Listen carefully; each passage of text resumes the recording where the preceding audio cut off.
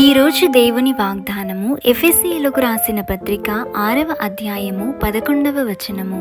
మీరు అపవాది తంత్రములను ఎదిరించుటకు శక్తిమంతులగునట్లు దేవుడిచ్చు సర్వాంగ కవచమును ధరించుకొనుడి. ప్రార్థన.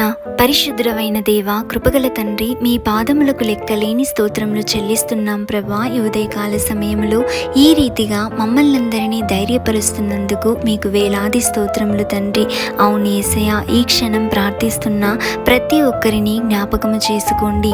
అపవాది శక్తుల కారణంగా, సాతాను క్రియల వల్ల ఎవరైతే భయపడుచున్నారో ప్రభువా, వారందరికీ విడుదలను అనుగ్రహించండి. పిరికితనపు ఆత్మను తీసివేసి మీరిచ్చు సర్వాంగ కవచమును ధరించుకుని శక్తివంతులంగా ఉండే కృపను అనుగ్రహించండి.